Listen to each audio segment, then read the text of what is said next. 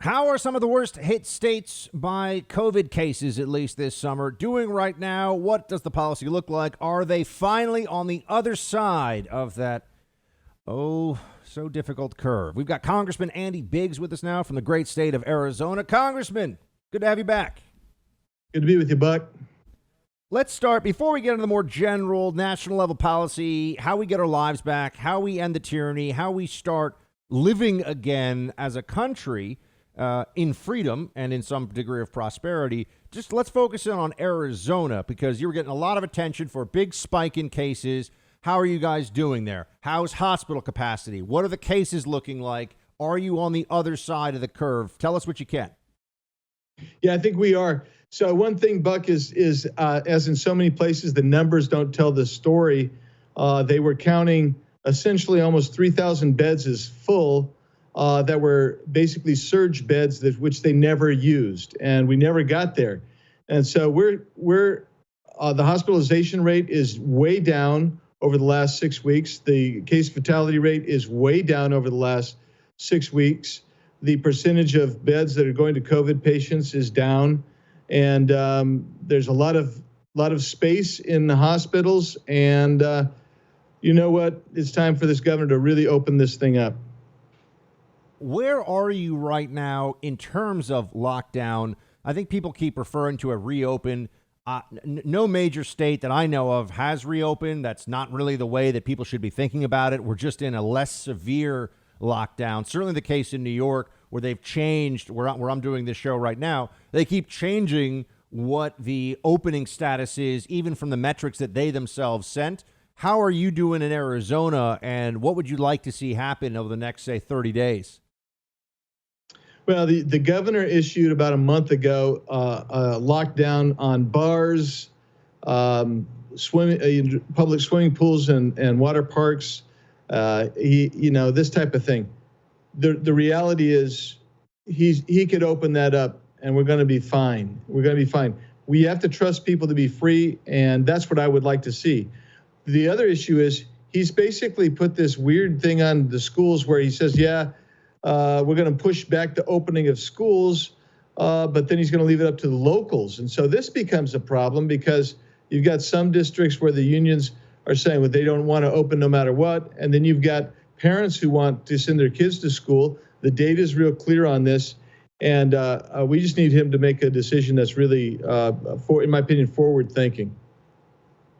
Now, we're speaking to Congressman Andy Biggs of Arizona.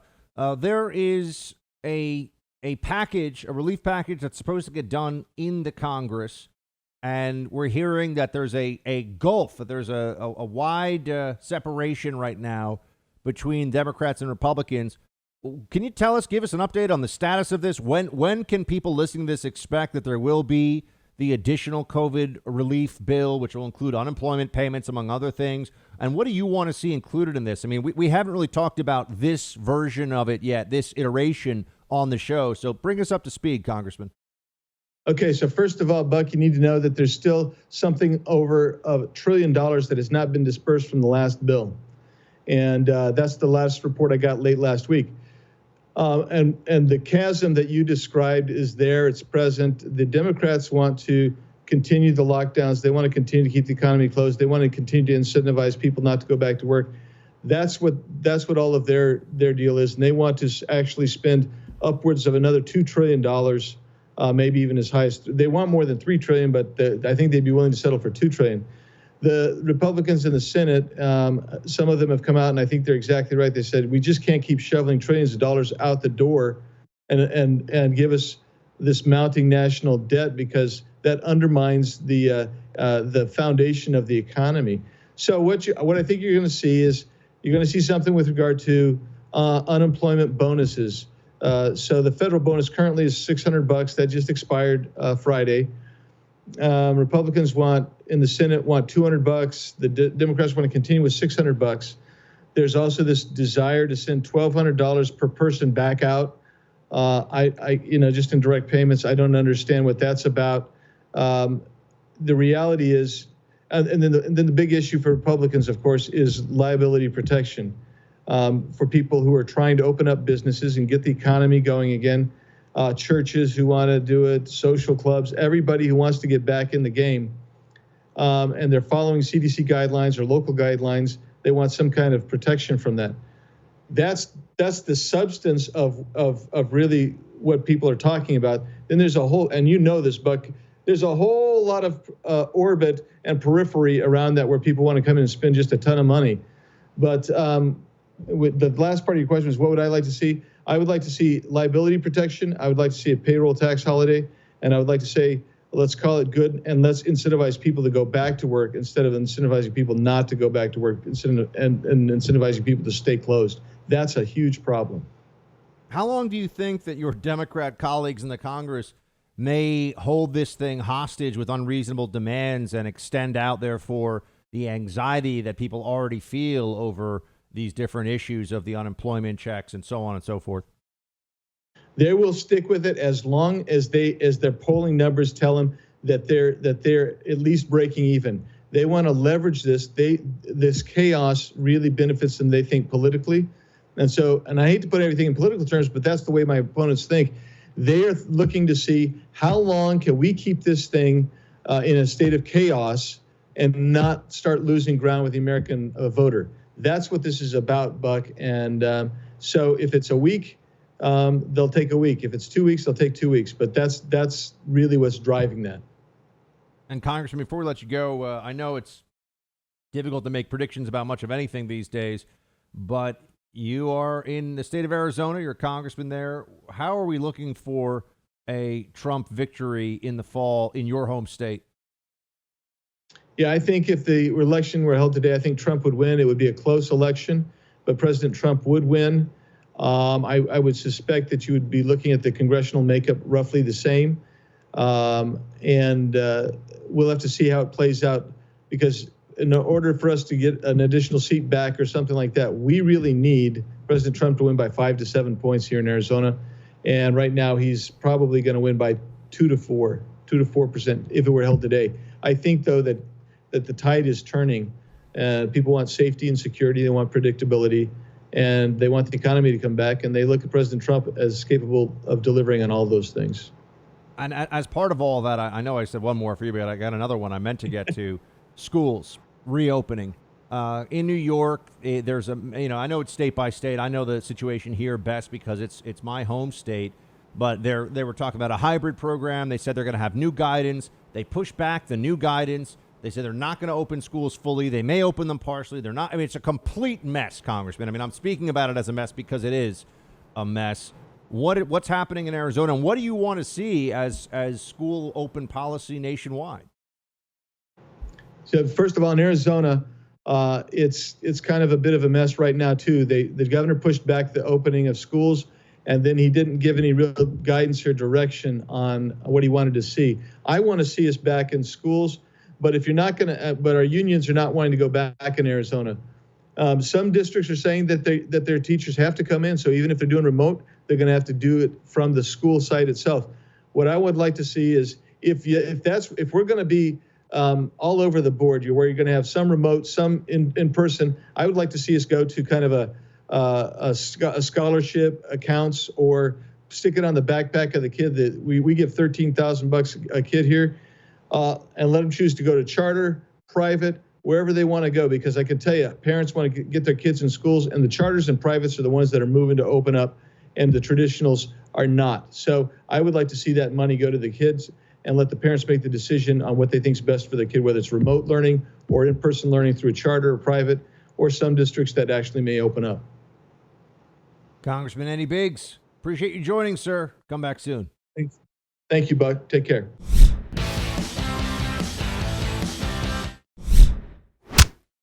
I have been very opposed to TikTok. I was one of the first to expose the Chinese links. And I have urged that TikTok be closed down in America. There's a new proposal. Mnuchin and Meadows brought it up yesterday to have Microsoft take it over. There are some questions that have to be answered. How will the data be stored and secured? Will the Chinese have links into TikTok? So before I would be for such a merger, I'd have to get some answers to these questions. What I will confirm is, because TikTok acquired a U.S. company, it was subject to CFIUS jurisdiction. The CFIUS committee unanimously made a recommendation. That's one alternative which could force a sale. The president, as I said, can also use IEPA, as he's discussed. And there is enormous bipartisan support. We are not keeping TikTok in its current form, where the app can send back information and location on 100 million Americans. TikTok is in some trouble.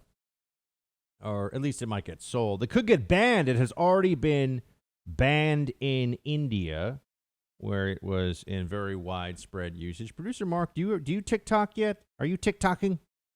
I watch TikToks. I don't make TikToks. What about, Producer Mark makes the most delicious gravy? You do not TikTok. He doesn't. He doesn't. Producer Mark is a very bad cook. Okay. Well, then don't make that TikTok. That's a fair thing to say.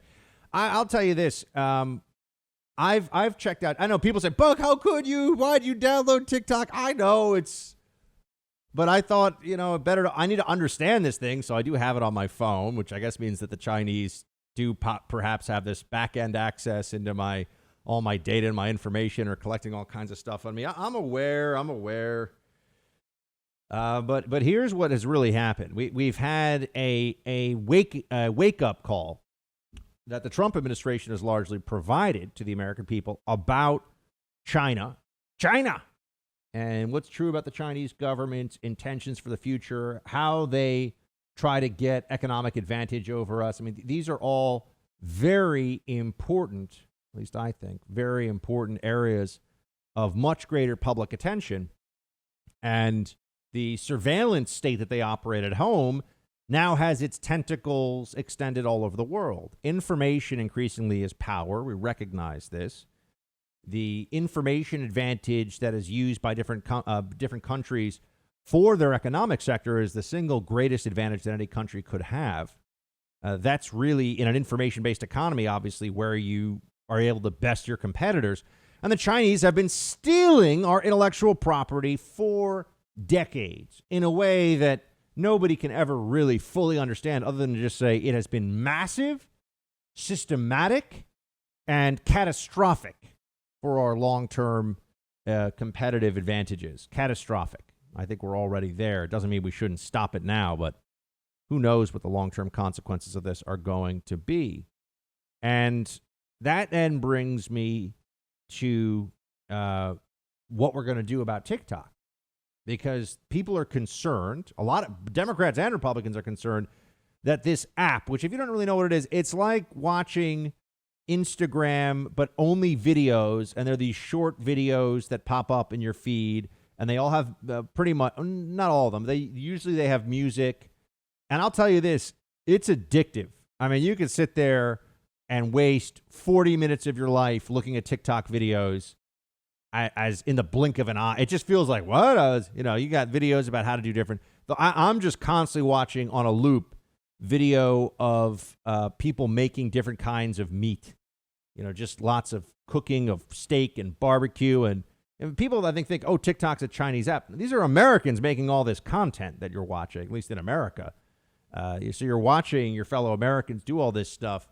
But there are very real concerns about what it means to have Chinese back-end access to all this data, and you start to look at biometric data and all this going back to the Chinese government, and people just know that they're not okay with this. We don't want China to effectively be operating a mass surveillance tool with a complicit U.S. public on U.S. soil. That's really where this whole thing has turned into a massive, a massive news story, and they may sell this to Microsoft. So then I suppose we would say, okay, well, at least it's in an American company's hands, which is certainly better than the alternative. But China is a problem for us, my friends. We're finally understanding this. I think that's where that's if nothing else a part of this discussion that I think is heading in the right direction, at least. China is a major problem for the U.S. That's not going to change anytime soon. And they also could be trying to influence our elections. Here's Secretary of State Pompeo talking about exactly that. Play 11. The Chinese Communist Party, and you saw this with our closure of the consulate in Houston, is running espionage operations inside the United States and attempting deep influence targeting of American business leaders, of American congressmen, of city council members. We saw it happen up to a state senator in Wisconsin. This is a deep effort to conduct influence operations to undermine American democracy and put our nation at risk. This administration, President Trump, for the first time, has said, "This is enough of this. We're going to fix this," and has given us all the guidance. And you've seen us act on it, whether it was what we did to the consulate with Houston. You saw the FBI indict several PLA members who were studying here in the United States, engaged in activity that was clearly unlawful. We're taking seriously this threat. We're going to protect the American people from these Chinese influence operations. It's about time, friends. It's about time. We should be protecting the American people from exactly that. And there was a bipartisan failure for decades to understand the threat that the Chinese government posed. So you have this surveillance issue, the theft of intellectual property, and this is all around us. I mean, look, I have a Chinese app on my phone. I know you're all going to yell at me for it, and I understand that, and I probably... but at this point, I'm like, well, they've already had it on, and they're going to sell it to a U.S. company in the next 30 days. And they've probably already got whatever they've done. Plus, I got the one of those emails of, they hacked OPM, the Office of Personnel Management of the federal government. So they have all kinds of data on me already. They know a lot about the Buckster. Not that much exciting stuff for China to know, but nonetheless.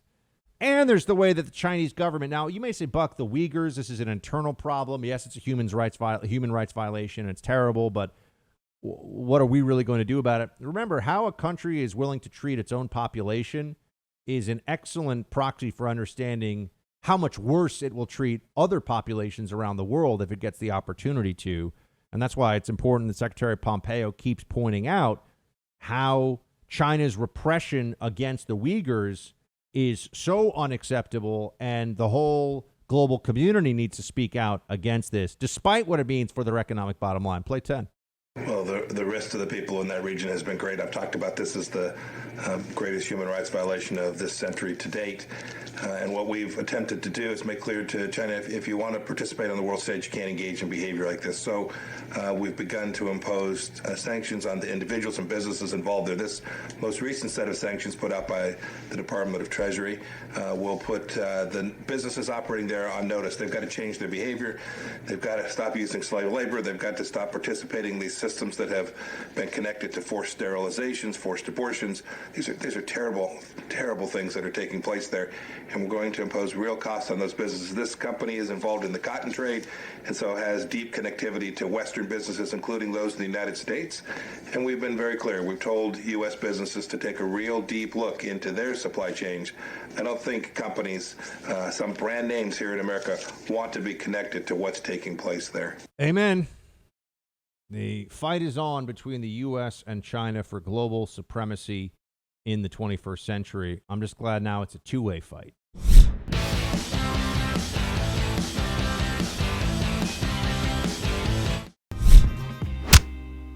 It's time for roll call. Indeed, time for roll call. Let's get to it, my friends. Always a pleasure to hear from all of you. Had a nice, relaxing weekend. Hope you did the same, but we know this week is going to be madness with the news cycle, and I need to hear what the team thinks, what you want to hear more about, what you want us to be doing here in the hut. So let's get it. Let's get it rocking. Remember, Facebook.com/Buck Sexton. If you want to send us a message, you can also send them on Instagram at Buck Sexton, direct message, or email teambuck@iheartmedia.com. All right. And make sure you go to bucksexton.com. We got great stuff there. And pass the buck. Tell somebody to listen to the podcast who has not yet listened to the podcast. TJ, hey, Buck, my wife and I went in for an ultrasound for our second child the other day. The ultrasound tech seems to think there's going to be an explosion of births in this country since COVID started. At least there'll be one good thing that comes out of this pandemic. Indeed, TJ. Although, as I saw someone pointed out to much acclaim on Twitter, it's going to be a whole lot of, during lockdown, it'll be a whole lot of firstborn children. People are thinking that maybe having a lot of kids when you got to be in lockdown can be tough. That was the joke that people were making. That was the joke. Lastly, I have a Nostradamus prediction to make for the last election debate, if they actually happen. when we are much closer to having a COVID vaccine. I predict that Trump will say something along the lines of, regardless of who wins the election, my administration will have a COVID vaccine ready by the end of the year or before the next inauguration, at which point the left will accuse him of holding the vaccine as ransom for people to vote for him. Of course, I'll vote for him regardless. Across broken glass, over burning coals, whatever it takes, shields high. TJ, yeah, the vaccine politics that we're all going to see, that we're all going to be subjected to, will be really, really ugly. That's for sure. That's definitely going to happen. There's going to be a lot of ugly vaccine politics. And the way, as I was saying earlier in the show, the media is going to raise all kinds of doubts about whether it'll actually be here on time and will it be effective, and it'll ramp up the closer we get to the election.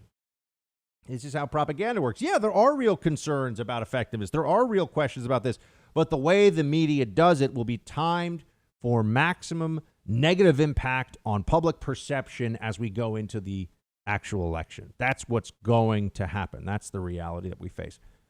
So yeah, man, I think that's absolutely true, TJ, and we should get ready for it. And yep, I think there'll be a whole lot of babies born right around New Year's would be my guess, because that's when people went into quarantine, and when the quarantine huts a rockin', don't come a knockin'. John, Buck, what I think we've seen so far are a lot of tiny infringements on our rights. Obviously, it's wrong, but each of the infringements aren't inconvenient enough to make Americans attempt mass noncompliance. People have a for the greater good mentality. I hope Fauci pushes for a goggle mandate, because I don't see people complying with that. The useful idiots will, sure, but I think all the rest of us who have been drunk under the greater good mentality will wake up and say enough is enough. John, I think you're right. It's the proverbial boiling frog in the pot, or boiling pot with the frog in it. Yeah, that's the idea. That's the situation that I think we face. And they've been steadily chipping away at rights, steadily chipping away at our sense of telling the government, blank off, you maniacs. You can't stop this disease. You're not helping. You're making things worse, and you're morons. Let us live our lives. Let every individual take common sense precautions themselves. But with the government mandates on this are nuts. And I asked the question, and they never answer, why don't we have all these government mandates every year for flu season? They won't answer it now because that raises problems for what they're trying to accomplish in this moment. But here's what I will tell you. There will come a point in the future when people will start to raise that for flu season as well. Government loves all this control. Democrats love all of this control. They don't want this to stop. Karen, hey, Buck, your show keeps me informed and entertained while I'm doing housework and yard work. I really appreciate how hard you and producer Mark work to make it happen. Thank you, Karen. It is a lot of work, but we love it. But we appreciate that you appreciate it. Your impressions of Doctors Fauci, Bernie Sanders, Nancy Pelosi, and Elizabeth Warren are spot on. You have a great ear for voices and accents. Thank you, Karen. You said you feel uneasy about doing Trump, but I've heard you fall into Trump voice for half a sentence here and there, and it's really good. Go for it. You know you want to. Probably, Karen. The very best, the best. No, my heart's not in it. My heart's not in it. When you force it, it's really bad. Right, yeah, when it just happens. That's true of so many impressions, though. This is why people will say, Buck, do so-and-so, even friends of mine. And I'm like, I can't. It just, you hear it in your head and you do it when you hear it. If you try to force it, it doesn't really work as well. I've got a great producer Mark impression. Buck, don't forget about that interview this afternoon. Buck, be on time today. Buck, send that email you said you were going to send. Buck, where's the Malta podcast? See, I sound just like him. We'll do all those things, and I won't say any of that stuff anymore. I'm just telling you guys, my impersonation of producer Mark is spot on. It's not really an impersonation. It's more of a recounting of the things I tell you to do. Well, close enough. Andrew, Buck, and producer Mark. I laughed out loud as I was driving home with your podcast, and you played the mask debate montage. That should be used more often. Yes, indeed. The mask debate is a very important thing to keep in mind. You got to be on You got to make sure that you're focused during the mask debate. You know what? I mask debated this weekend. Yeah, it can happen. You know, sometimes you're just out in public and someone sees you and you're all of a sudden you find yourself, you know, in the midst of a mask debate. And they can get very upset when they see that. I've heard a public mask debate is actually a crime. It can be, especially if you get a little violent during the mask debate. All right. Also, if you form a Team Buck group on PS4, I'll learn how to play Call of Duty and join you and that tall guy in Texas, Shields High. Well, Andrew, I'm certainly thinking about it. Although my older brother, who's the one with the PS4 that he gave to me, came back and took it away already. He's like, oh, actually, I want it this week. And I'm like, well, I don't have a PS4. If you don't have a PS4, how do you play PS4? The governor wants you to know that PS4 for some of you is going to be a bit of a waste of time. However, what do I mean by waste of time? It means you're not doing the mask and the delay that you need to do. Instead, you're going to be pretending to be a special operations soldier killing all the bad guys. Why do you want to kill all the bad guys? Because when you own someone you're playing in multiplayer by squatting down on them and making obscene gestures after you've shot them with a sniper rifle or fully automatic weapon, things actually are kind of funny. See, I've played some Call of Duty PS4 stuff. Michael! Hey, Buck, can the CIA get involved in domestic law enforcement in this country if things get too far out of control? I guess they are less visible than local state police or even the FBI. Michael, no, they can't by law, and you wouldn't want them to. There'd be a lot of CIA people like, good heavens, what will we do? Our cappuccino machine has been toppled by the rioters. I will write a memo. That's what the CIA doing law enforcement would be like. I'm just telling you the truth. Be like, oh no, I've been typing so much today about how we need law and order that my hands hurt. I need to put my pudgy little fingers in some Vaseline. I'm just telling you, it's not. CIA is not what people think it is. Mitch, hey Buck, faithful listener on 1110 KFAB, 1110 KFAB Omaha, and the podcast. All right, thank you so much. I'm an over-the-road driver for UPS at night. Maybe you've already said this, but isn't it strange how few federal politicians have gotten the COVID-19 virus? I wonder if it weren't for HIPAA laws, we would have found out by now the bulk of critics of hydroxychloroquine have been taking it prophylactically in secret. Well, Mitch, first of all, we love KFAB Omaha. That's one of our original stations that came out here with us on the show. And we've had a great listenership there for years now, and we really, really do appreciate it. So big shout out to KFAB Omaha. And as for politicians maybe taking hydroxychloroquine as a prophylaxis, I'm sure there are people who are taking it prophylactically and not telling anybody, especially if they're going to be exposed for a certain period of time, the same way you would for malaria, right? You take... I forget exactly how it works, but I know for some malarias, you take it for, I think, a week before you're in the endemic area and then up to a month when you come back to make sure that it never gets a toehold, that the parasite, which malaria is a parasite, doesn't get a toehold in your system to replicate itself and then take over. And then malaria is really rough because not only can it kill you the first time around, you can have malaria relapses where the parasite, if your immune system gets compromised, can come back and really mess you up later on. So malaria is a debilitating, terrible disease, so people take the prophylaxis for it. I bet there are people out there who, especially if they're in a high-risk situation, are taking malaria prophylaxis, taking COVID hydroxychloroquine prophylaxis and not talking about it. I just don't understand why they keep talking about studies of super sick people in the hospital. See, and we all look at them and say, that's not what the use case is supposed to be. The use case is supposed to be at onset of symptoms, which is exactly the use case for Tamiflu. If you go to a doctor and you've had the flu, standard flu, for 5 days, they're going to say, no, don't take Tamiflu. Unless maybe you're in a special situation, I don't know. But generally speaking, they're going to tell you, if you don't take Tamiflu in the first 48 hours, it's not really that effective for you because it's trying to stop the virus replication. And Tamiflu doesn't cure you. It just means for some people there's a lesser duration and less severity of symptoms. But you got to take it early on, and that's, it's also true of PrEP, which is a pre-exposure prophylaxis for HIV. So if you think you've been exposed to or if you think you're going to be or in a high risk group for HIV exposure, you take PrEP before, and it's less likely than if you do get exposed to HIV that you'll actually have the virus take hold in your system and have a full-scale infection.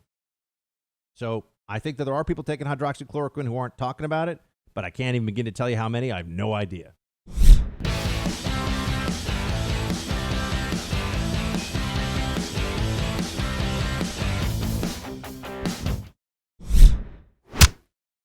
All right, next up here we have...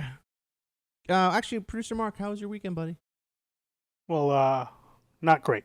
Hockey's back, so I just spent the weekend screaming expletives at my television.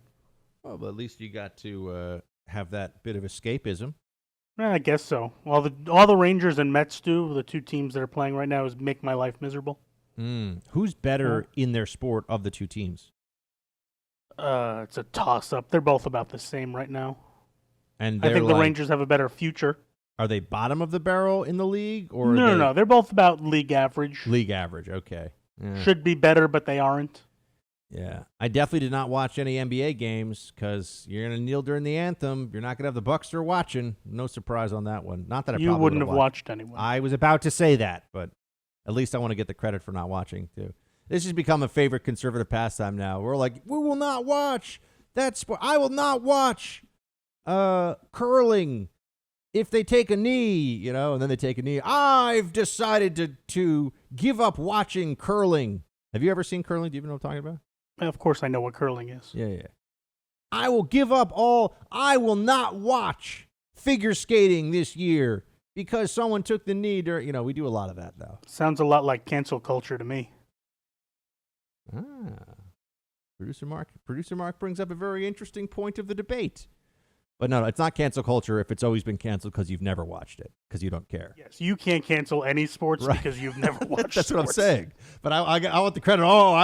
I have abstained from watching, the NHL this year or MLB. It's like, well, I've abstained for the last 38 years. So yeah, big protest from Buck there. Big protest movement from the Bucks. That's fair. That's true.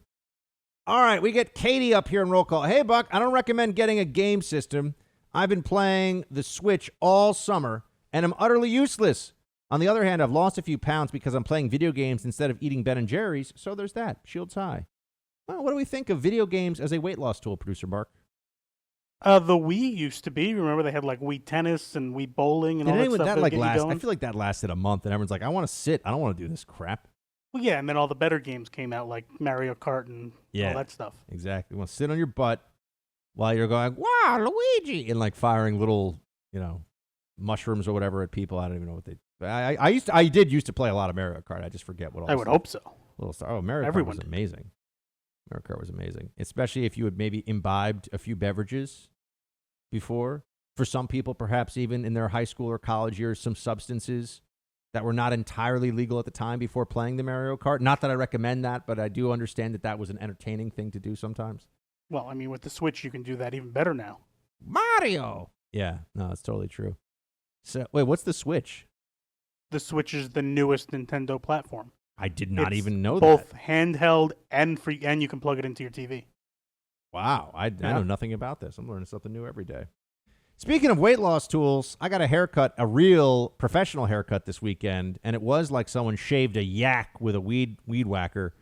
But it's amazing how much lighter the skull feels now, and so that's a thing.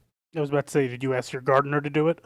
Pretty much. The guy showed up and he was like, "Has anyone cut your hair in a long time?" He's like, "It looks like someone's been cutting a little bit." I was like, "Well, yes," but he's like, "How long has it been?" I had not gotten an official haircut. I go to a barber, by the way. I don't go to a stylist, Producer Mark. So before you it's a barber shop. Okay, they got the little barber thing out front. I go to a barber, but is it men and women?